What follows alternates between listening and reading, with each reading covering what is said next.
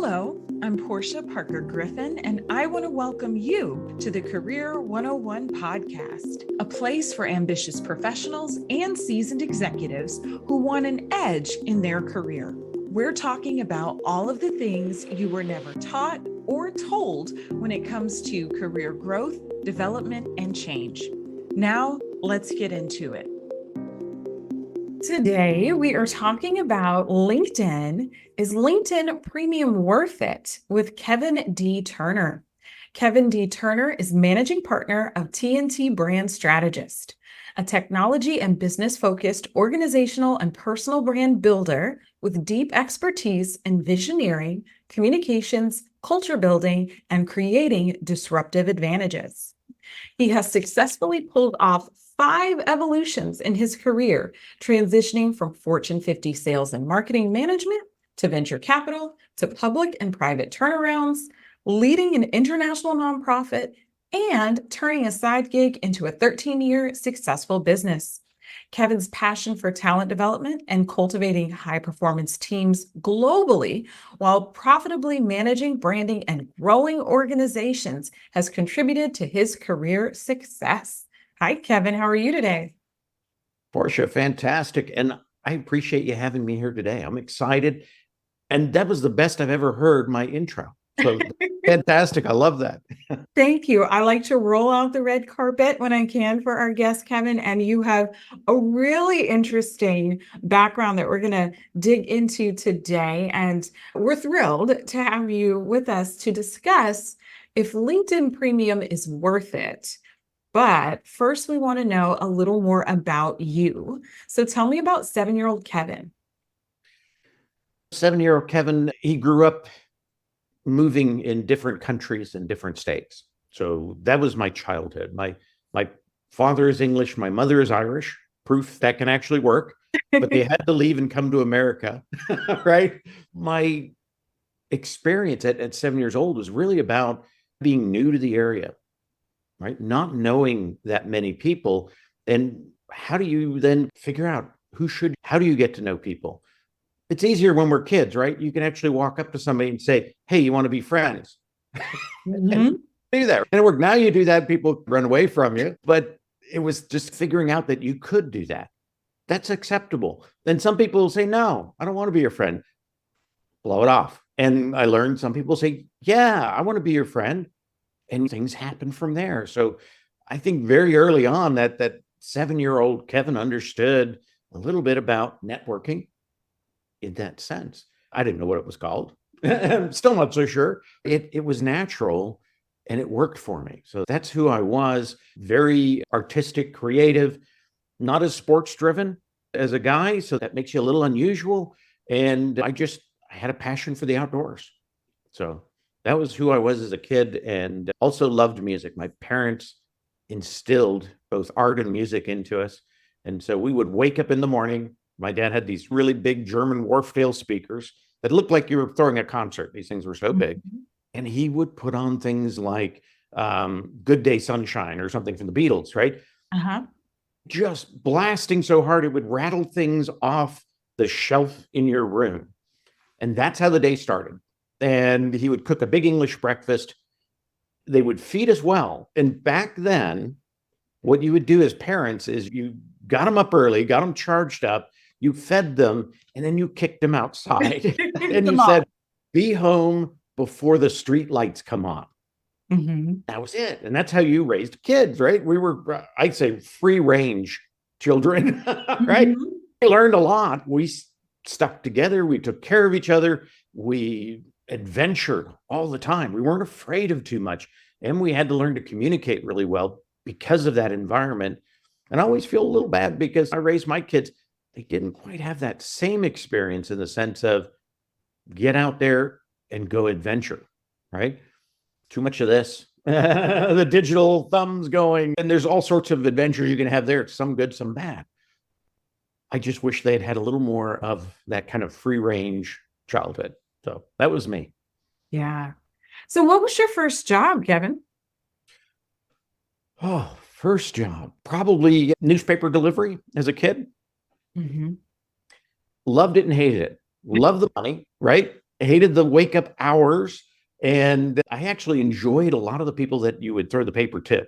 Mhm. Wonderful people. And they'd be ready, waiting to catch it, right? And they were excited because it was their news. That's how they got it.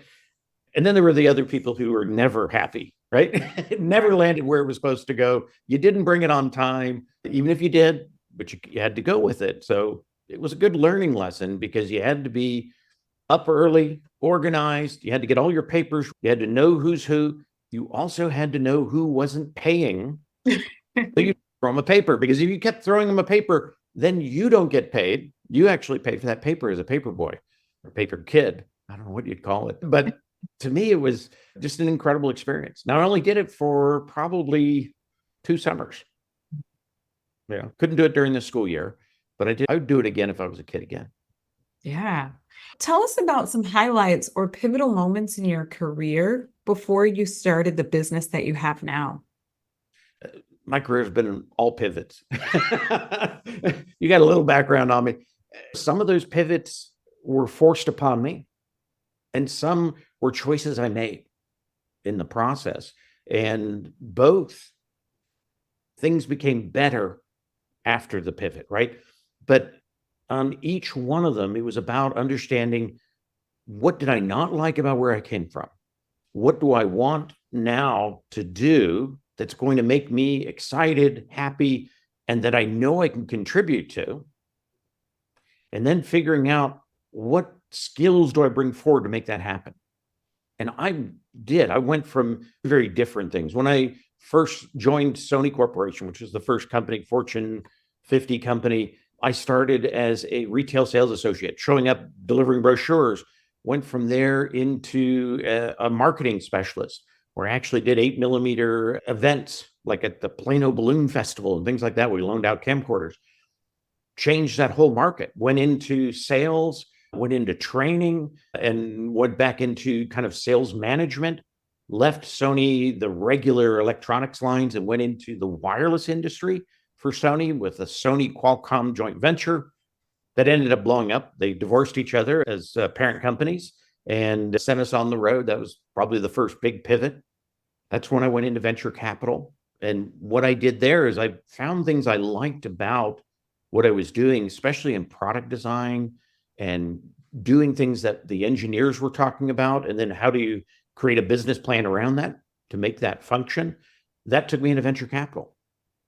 From there, I started networking with everybody I knew and really started targeting, how do I get the introduction to these companies? I was big on data management at the time, privacy issues that came from that Qualcomm CDMA phone triangulation. We could pinpoint you within 25 feet of wherever you are. We could serve you coupons, right? We could create a revenue stream. But then let's say a lawyer subpoenas that information and we're 25 feet inaccurate, right? You went in the 7-Eleven, but it looks like you went somewhere else that you weren't supposed to go. Because of the inaccuracy, what is our responsibilities?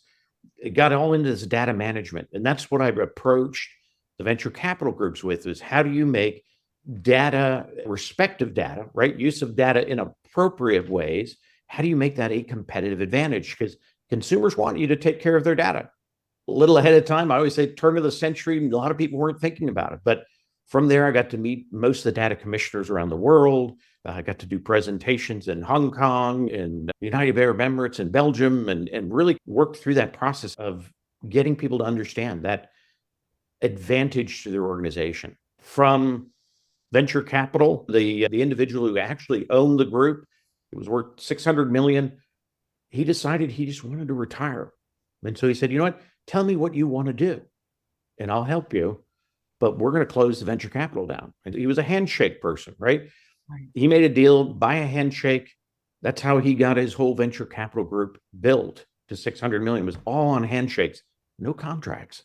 To me, that was fascinating because that doesn't happen often. People's word isn't always as good as what the writing is on the paper. And so he taught me that's more important, right, in that process. And he helped me go into turnarounds, doing corporate turnarounds of organizations. I turned around American Teachers, actually brought it to sale, and they had probably 40 shareholders. They could never make a decision. So walked from there, went into turning around a Christian book company in Nashville. Loved it. One of the issues I found out really quickly on turnarounds, when you do it well, you put yourself out of business. And that's what I did there. I turned around the division and they sold the company. The new buyer said, you know what? I love everything, but I don't really want that division anymore. So I put myself out of business. I said, I'm not going to do turnarounds anymore. I'm going to start focusing on other areas. And that's when I went into, from there, I went into what we would call the Fortune 100 nonprofits, right? Fortune 50 nonprofit. I went to work for American Heart Association. They had an international division for emergency cardiovascular care.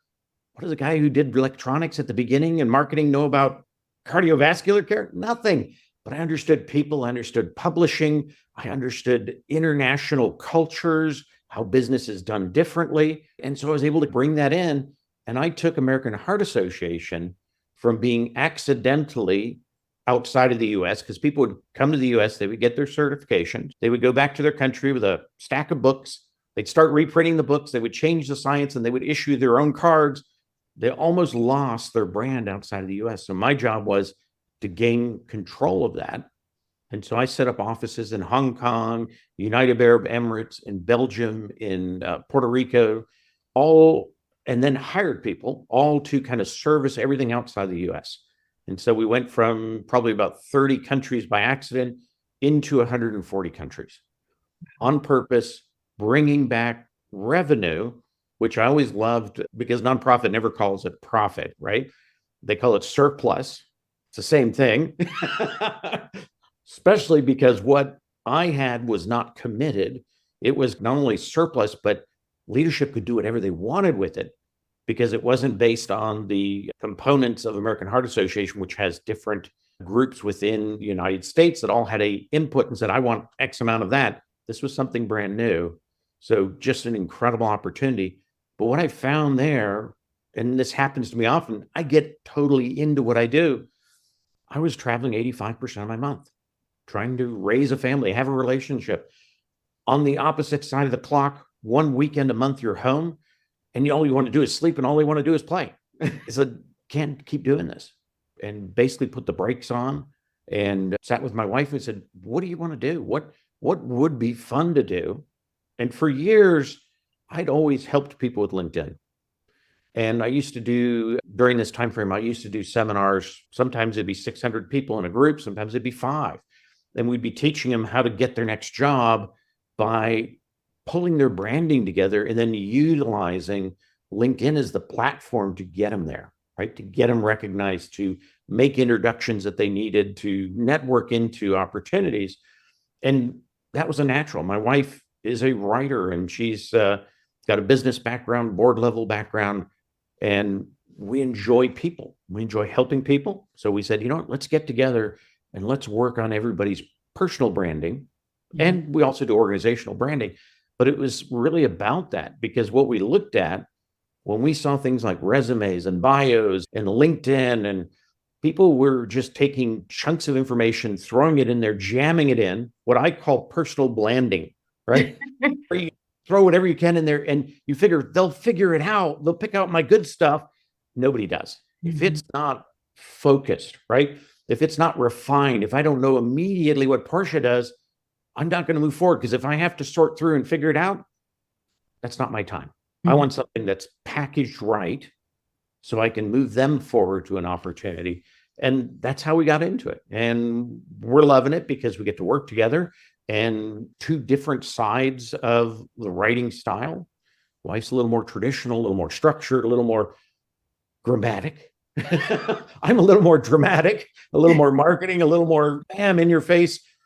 And you combine the 2 and it works, because if you're applying, if you're networking, you have to have this kind of more subtle approach in the resume. It's more conservative, right? You're on LinkedIn. It's a social platform. It's about meeting people, connecting with people.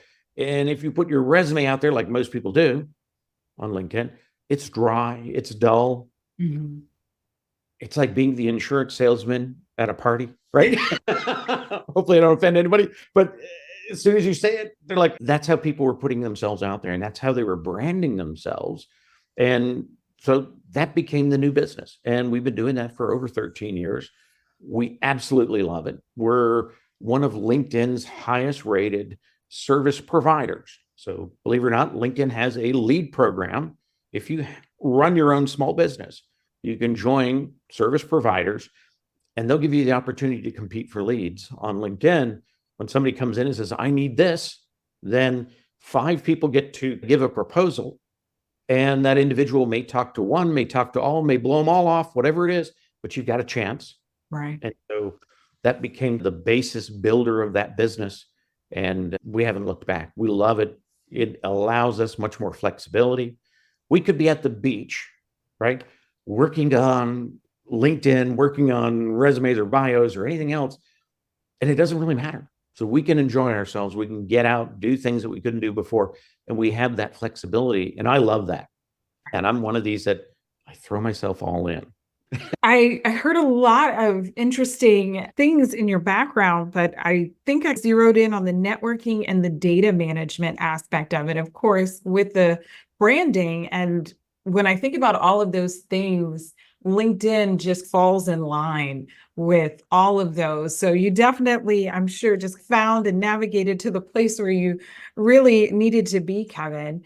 My passions too. But Mhm. that's what was really nice about it. That's why it fits. And I think people need to start looking at what are they passionate about? What are they good at? What do they want to do?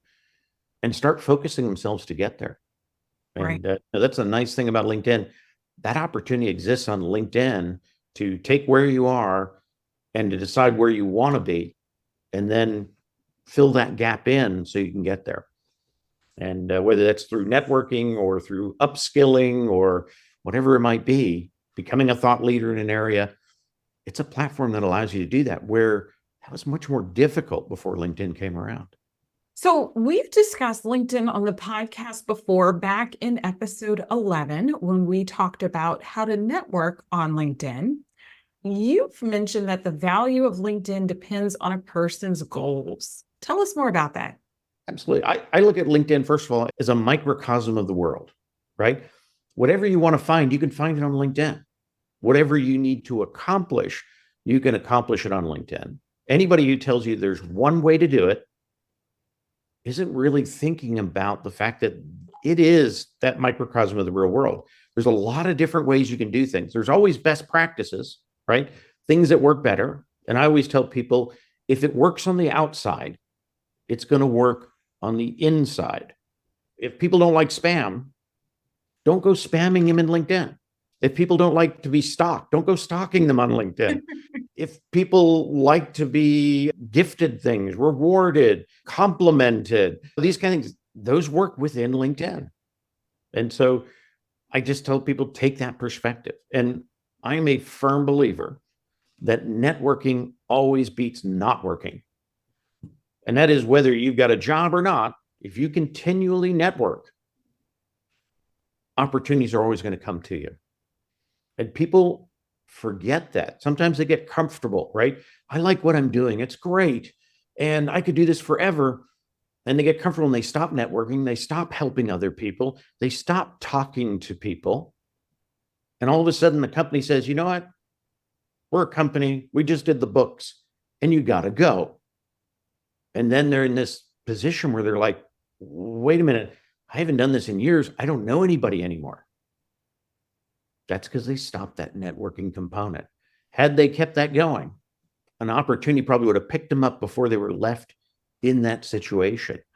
Or they would have been able to really then capitalize on how many people they've helped already to this point. Because if you help somebody in a job transition, and then one day you need a little bit of help, they will do everything for you. And that's not the reason to do it. And they always say what is it? Givers get 10x. It's true. You don't do it to get 10x, but you get 10x because you do it. And people need to start thinking that way. And LinkedIn, I think, allows that to happen. But there are so many options within LinkedIn that you can really approach it with your own goals in mind, your own personality. the way you like to do things. There's audio rooms where you could share knowledge and have conversations. There are lives that are basically like LinkedIn's given you your own television station for free, right?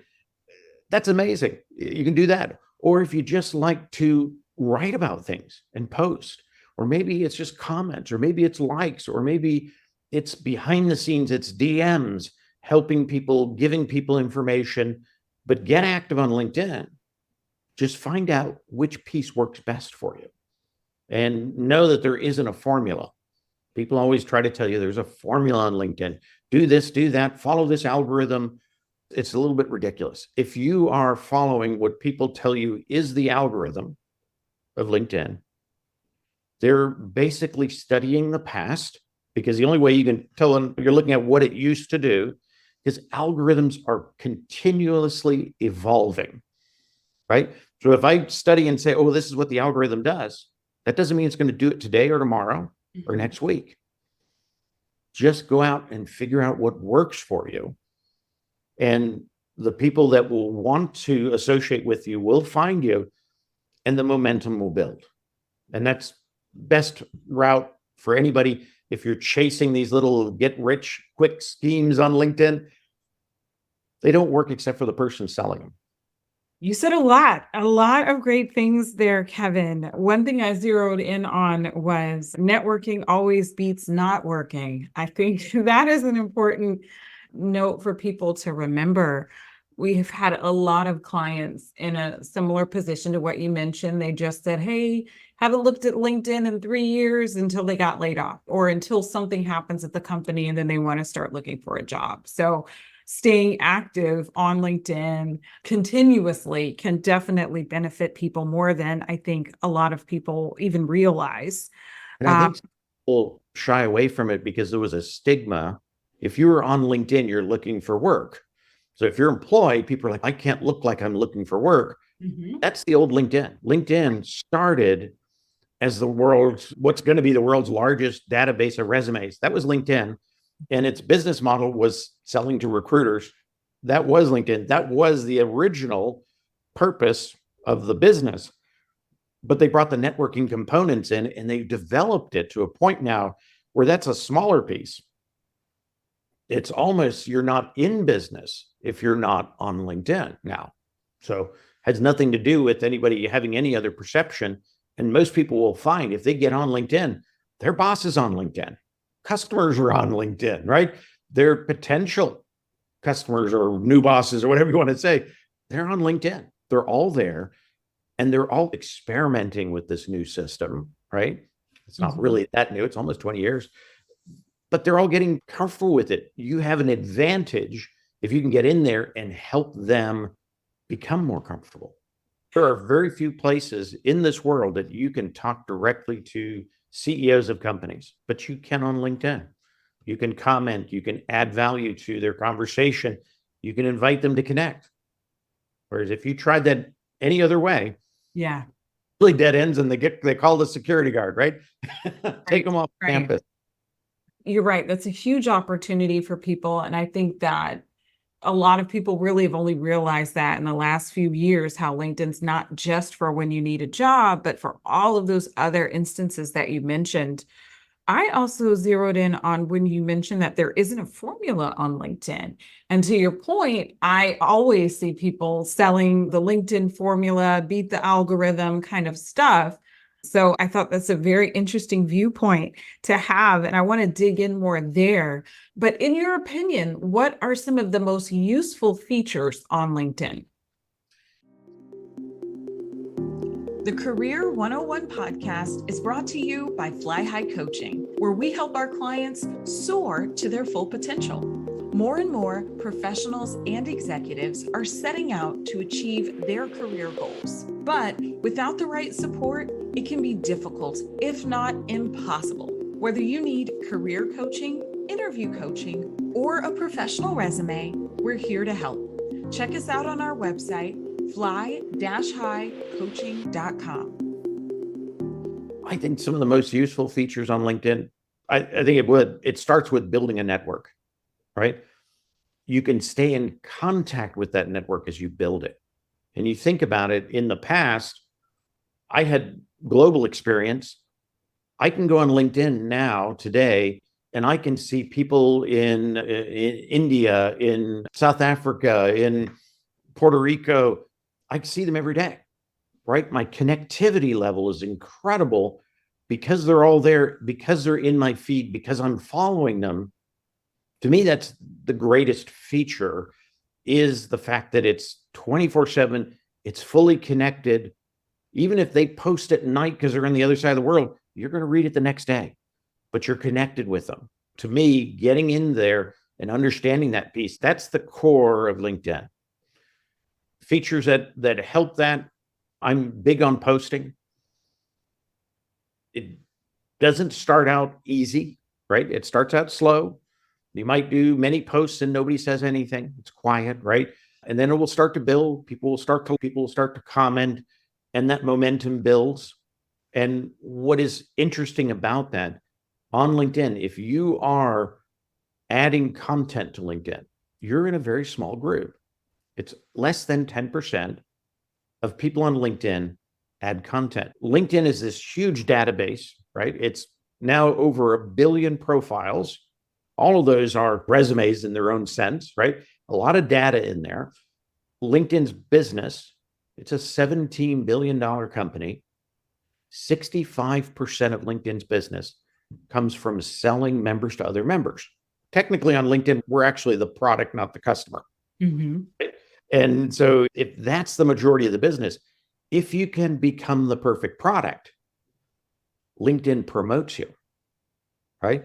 So that's how you break out of this, nobody can find me because I'm 1 in a billion, to now I'm number 1 in a billion for what I do. And that goes back to activity. And the reason LinkedIn rewards activity, if you think about it, if we're the product and we're active, they know that our data is accurate and accessible, right? You can sell that. If I jump on LinkedIn once every 5 years, I'm not active, my product's not good to sell, because I could sell that to a recruiter and the recruiter sends a message on LinkedIn and I never respond. And the recruiter's like, give me my money back, right? But they know if they put me out there and somebody reached out to me, I would reach out to them immediately because of that activity level. So LinkedIn looks at us, we have a timed value of data. So the more active we are, the more LinkedIn promotes us. So get out there and just start working some of these tools. Posting is my favorite. You can do video posts, you can do text posts, you can do GIFs as images, right? I love to do that. That's my thing, is I like to make GIFs because they stop the scroll, right? People go by, what was that? And it doesn't have to be played. It's not a video, so you can watch it at work. But there's a lot of different ways to get that going. And that to me is probably one of the best things to start with. If you like sharing, LinkedIn Lives are incredible as far as building brand, right? You can do a live, and using a third-party streamer, you can then put it on YouTube. You can put it on Apple Podcast, right? So you can then take one session that took you maybe an hour live, and you can actually produce all these other things for you, content, product, exposure. That to me is fantastic. Now, the other side of that is this audio events. And they're really open conversations that are not recorded, in the sense some people will record them, but it's not within LinkedIn. They're not recorded, so they're very ephemeral conversations. But you can go into those and you can build your thought leadership in there very quickly, because it's not recorded. If you made a mistake, only the people in the room know, right? You learn, you get better, you get more comfortable. It's an incredible way to improve public speaking, not being afraid of getting out in front of people, because it is audio. It's just a picture of you, right? Picture sitting there. You can talk a little more freely. You can get more comfortable to the point where maybe now you can present in public, right? So it's that stepping stone. And the relationships that you can build digitally are sometimes even stronger than the ones you can build in person, because sometimes there's more barriers in person than there are in that digital. People feel a little more comfortable. I'm at home, I'm on my phone, or I'm on my computer. It's safe. You can build a little more relationship at times. I just came back from the UK. I presented on LinkedIn at one of the first LinkedIn focused conferences in the UK called Uplift Live. And I met people that I have known for 10, 15 years, some of them, and never met them, I call in real life, right? I've never met them in real life. They were exactly who they were. Mm-hmm. Some of them actually were a little taller. Funny. That was the only thing. Height was the thing.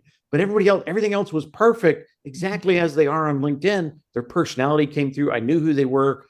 There wasn't anybody who surprised me or who are you? I knew these people. And so many of them said, hey, if you want to extend your trip, you can stay on the couch.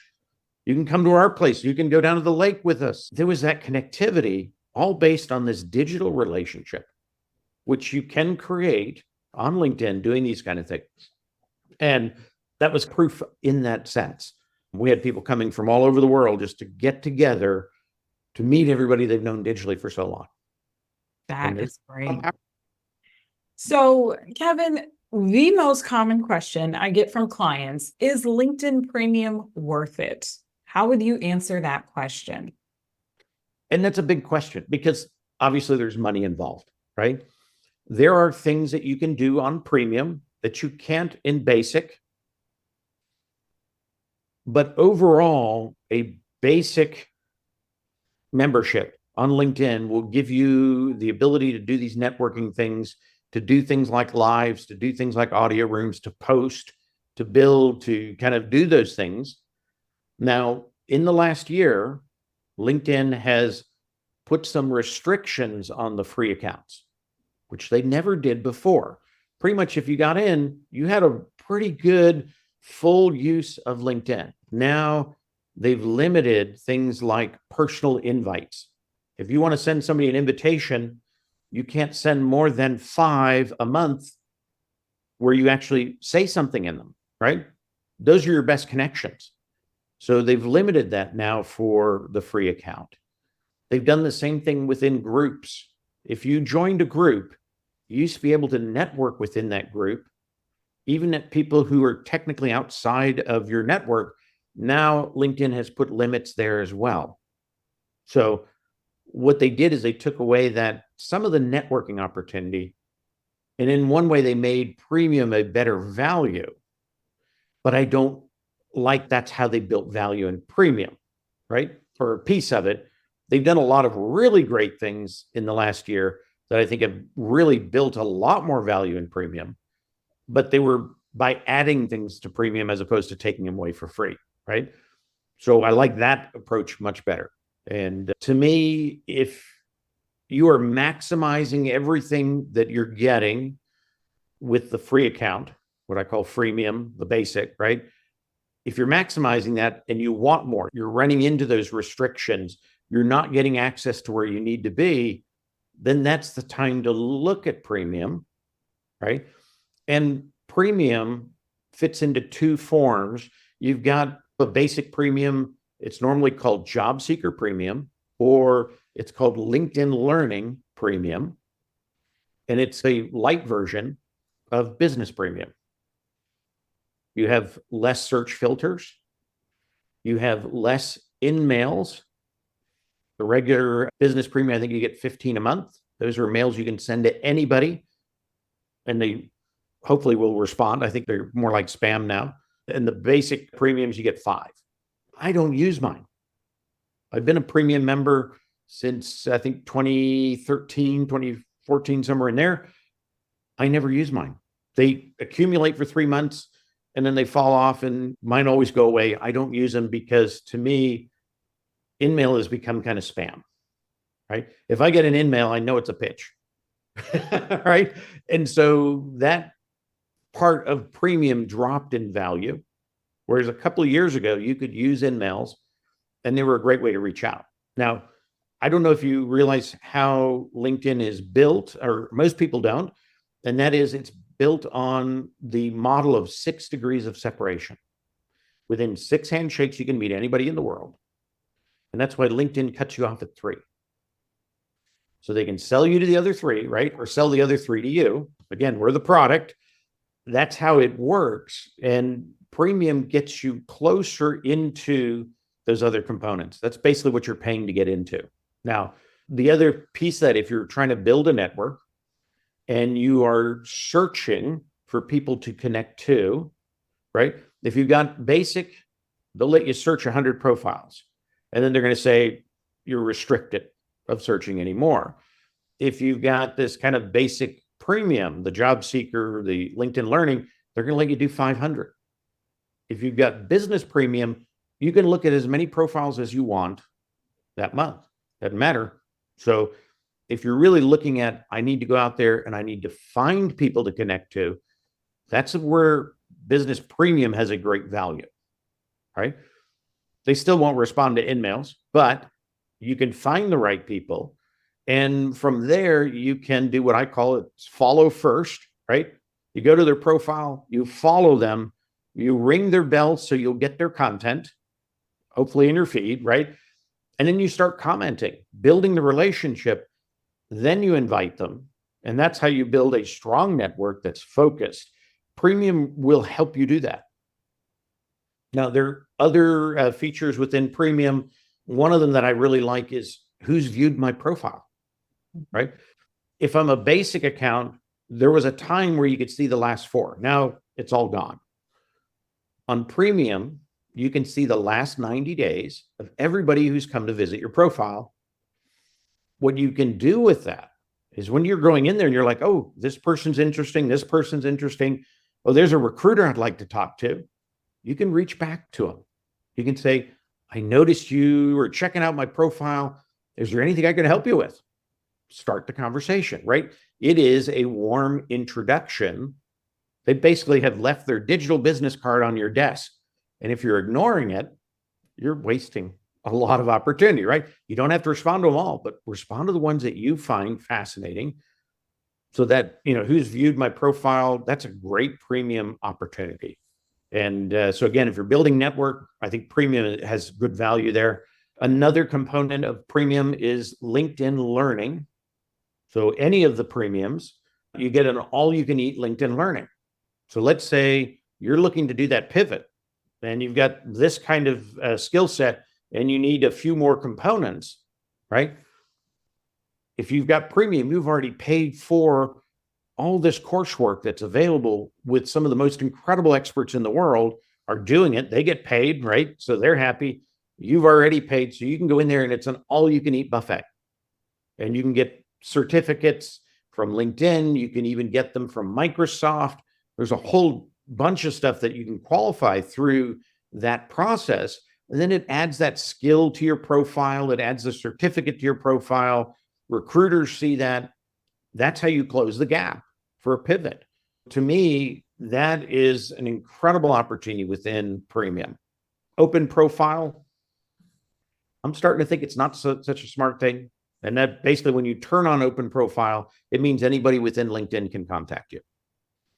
That's led to a little bit of spam, but it's also led to some good opportunities as well. That's a Premium feature. If you're looking at competition, you're looking at companies, right? Premium will give premium insights into companies. So it'll tell you how many employees do they have? What type of jobs do those employees have? How long do those employees stay with the company, right? What are the current jobs available with that company as a whole, right? What divisions, what areas, what are they looking for with employees? So there's a lot of company insights that are of value you only get with Premium. Another, I think, really incredible feature, if you're in the job seeking area, right, is you can upload your resume, or you can take your LinkedIn profile and create a applicant tracking system ready resume within LinkedIn. And then with Premium Insights, it can tell you, if you pick a position that you want, just a title, it's going to tell you what skills it sees within your resume and what's missing. Sometimes what's missing, you just didn't remember to write about it, right? Or use those words. If you get them in there, then all of a sudden, and you bring that into your profile, now you have recruiters contacting you for the right stuff, right? So people often, they'll look at a job and they'll say, I'm perfect for it. But the digital match, the digital processing says, well, you're a 40%. Now, technically, as an individual, you have all the skills, but you didn't get them into the wording. You didn't get them into your skill structure of your profile. And that Resume Insights will tell you that. It'll also tell you, what does your competition have? Which is a smart thing to do, right? If you're racing, you want to know, what do they have under the hood, right? What type of tires are they working? That's a huge value as well, because then you know what you need to do to be a better choice than they are, or even how you're different, because they may have certain things that you look at and you say, I don't need that if I go this direction. And that opens up more opportunity for me. So that Resume Insights, I think, is a pretty brilliant piece. There is another tool on LinkedIn, which I think has incredible value for everybody, but it has an extra level for premium, and that's called Interview Prep. On the Job tab, if you go down the left side menu, there's an area called Interview Prep. And what it's going to do is it's going to expose you to about 250 of the top interview questions. And it's going to tell you why they're asking those questions. Like, why do they say, tell me about something that you don't do so well, right? Why would they ask that? It'll give you the insight. And if you're premium, it will even give you sample answers to help you practice, right? Now, the other open piece of that, and it's open to everybody, not just premium, but you can also do a video practice of your answer, and it will give you AI feedback, which I think is really cool. It'll tell you used 15 filler words, your tone was depressed, right? Or you hit it right on the target here, or your answer was too long. This is the average for that answer. It can really help you fine tune, and you're not paying a coach for it, right? Mm-hmm. If you wanted to pay a coach, use that tool and be better when you go in. Right. You're paying them less, or maybe you're perfecting it more, right? Either way, it's a huge opportunity. But the insights that they give to the premium, and that's how to answer the questions kind of sample wise, that's a huge opportunity. And probably the biggest thing that LinkedIn has done in this last year, and this is what has grown premium, they say. And premium is now, I think, $1.7 billion of the 17 billion, right? And it's only, and I did the math recalculating. If you ever want to see it, it's terrible. If you're a math geek, you'll love it. Everybody else went, It's only about 3% of the LinkedIn population is a premium, or this type of premium, right? And to me, that's fascinating that it's generating that kind of money. That tells you it's not cheap. Average premium, if it's that basic one, that's going to be around $40. If it's the business one, it's going to start at about $70, right? That's average. So it is an investment, right? One of the things I think they've done well this year to make it a better value is they've added a lot of AI-powered options. The first one that they came out with, I don't find it very useful unless you have a almost completely empty profile, right? That first one would help you figure out your headline. And then it would help you figure out your about section. As long as you completed the rest of your profile, it would try to give you some versions that you could use. You can accept them. You can say, give me another one, right? Or you could edit it and make your own out of that. But it's a good tool. Now, if you get your branding together and you plug it in there, it's going to come out worse than what you started. So for somebody who's a little more advanced, not a good thing. Right. But that AI empowered enhance the profile, I think, is a good step. They did a couple other things. They did post takeaways. So if you're in your feed and you look at a post, you could say too long, didn't read is an option. It will give you a summary of that post. Maybe it's an article and it's 3,000 words, right? It'll give you a summary of it. It'll also say, these are things you might want to think about. These are other topics related to this. These are experts in this area that you might want to follow, right? Here's some courses from LinkedIn Learning that could help you build that skill. So a lot of cool little AI components in that takeaway that might help you either create content or understand the content that you're reading. So I think that's a cool feature. And again, that's premium only, business premium. Post rewrite, which I found was interesting because originally it came out in December of last year. Originally, you could put in 20 words and it would write a post for you. Mhm. Now it wants you to write a post and it will rewrite the post. I think what LinkedIn found out really quickly is they were basically creating botted content that nobody wanted to read, right? Because a robot doesn't have the personal experience we have. They can have some good information. It's just regurgitating what it's already read out there, but it doesn't have the personal experience that gets us excited, the connectivity. And so now they made it a rewrite to make your writing better, maybe a little more exciting, put a hook at the beginning so people jump in there like in the newspaper, because we don't all think that we should write that way. That's not our experience. So I think it's a good tool now that it's focused on rewriting as opposed to writing posts. I think that's neat. I would assume they'll probably have one to help you with comments pretty soon. Mhm. Technically, takeaways can do a little bit of that for you. They've also set up a couple things in the job seeker area with AI. One of them is if you see somebody who's posted a job, let's say it's you, Portia, you've posted this job, I could click on message and AI powered messaging will come up and it would basically give me a couple of options. Ask Portia about the job, tell Portia how you're connected, right? We both went to the same school or whatever it was, right? Or we're both into marketing and branding. It pulls those things together and it will write a message for you. Now, much like we were talking before, bots don't have much personality, so it is pretty dry. You definitely want to go in there. You definitely want to re-edit it, but it can get you over that hump of, I've got to basically create a cover letter or create some kind of communication with this person, and I don't even know where to start. It can be that spark that gets you to where you need to be. So I think in that rush of applying to things, that's a huge opportunity. I hope they expand that to other areas because I think people do need help in getting their writing going. That writer's block piece. Yeah, just getting started. Yeah, that's the biggest advantage. Trying to think what else. AI coaching is something that's available to premium. That's going to be on your learning side. You can actually go in there and you can go through and set your goals.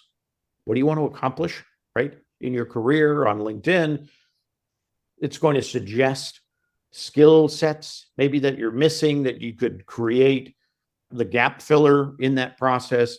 It might tell you people to follow in the education side, but it's really going to work like a digital coach. Right. And I think there's a good need for that because not everybody can afford a coach to take them through that process, but they might be able to with all the bits and pieces that premium gives them. If you add up each piece, all of a sudden you're getting a pretty good deal if you're going to use those tools. If you're not going to use any of them, you might as well stay basic, right? Yes. So the beauty of LinkedIn Premium, you can get a free 30-day, sometimes 60-day free trial.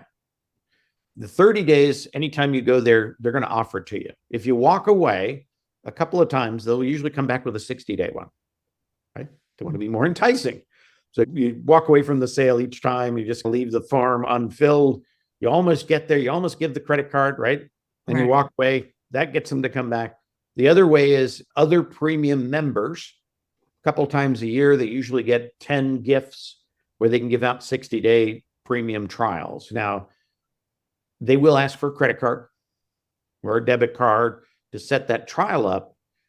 And if you go over the 30 days, you will get charged for the next month and they will not give it back to you. Even if you told them 1 minute later than 30 days, you paid for it, you don't get it back. So I always tell people, if you're going to do a trial, put in your calendar at 28 days, evaluate whether you want to cancel it or move forward with it. That's the time to figure it out. Don't wait because they won't give it back. But if you're interested in premium, that's what I would do because we're all different. We all have different needs. And there's a lot it offers. You just got to make sure you're going to use it because what we talked about today might sound exciting, but if you paid for it and then never used it, you wouldn't be very excited, right? You'd be like, that's money wasted. I liked what it sounded like, but I didn't use it. The free trial is a way to figure that out and just go gung-ho in there and just start using as much of it as you can to see if it really produces value for you. And that's what I would suggest. You have given us so much to think about, Kevin. I really appreciate it. You have covered a lot of the features that LinkedIn Premium has to offer and a lot of the brand new ones, the AI options that are coming out and being updated every day. So thank you so much for sharing all of this knowledge with us. We'll be providing a link to your website and other social channels in our show notes so people can find you online. But what is the best way for someone to get in touch with you? Always LinkedIn. And my URL profile is easy. Everybody says linkedin.com/in, right? / and then whatever they gave you, or you customize it. I customized mine on the first day it was allowed, and I was president of a small company. So mine is linkedin.com/in/president. And I come up with, anytime they do a search for who's the president of LinkedIn, You come up. so it's been a nice little branding URL as well. You've gotten great traffic from it, Kevin, to your LinkedIn profile. Everyone's going to check you out on LinkedIn. I will say it again, Kevin, you have shared so many tips and secrets with us today. I'm sure our listeners can use it to be more confident in their careers and with their LinkedIn profiles. We appreciate you being with us. Thank you very much, Portia. I appreciate it. I hope I didn't talk too much. I get excited about this stuff because it does build value for all of us. Thank you for having me. This episode was brought to you by the Bravebird Career Alliance, the go-to membership designed for seasoned executives and ambitious professionals with everything you need for career planning, strategy, training, and support. Thank you again for listening to the Career 101 podcast. I hope you have at least one key takeaway that you can use in your own career. If you enjoyed hanging out with us, please rate, subscribe, and share this podcast. Until next time, here's to your success.